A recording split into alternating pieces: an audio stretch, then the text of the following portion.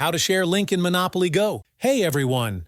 In this video tutorial, we're showing you how to share link in Monopoly Go. Share link in Monopoly Go is like sharing a game invitation. You share a link to your friends, and clicking it lets them join your Monopoly Go session for a friendly game. So to share link in Monopoly Go, first open the Monopoly Go app on your phone. Make sure you're logged into your account. Look towards the bottom right corner of your screen. You should see a few icons there. Look for the one that says Friends and tap on it. We'll take you to your friends list and other social features. Find the button called Invite.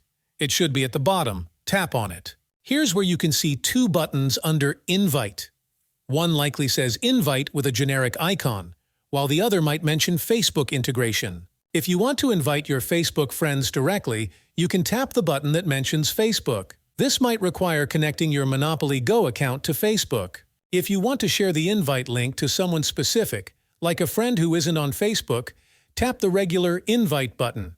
This will display a link you can copy, or you can share it with your friends on platforms like WhatsApp, Messenger, or any other way you prefer.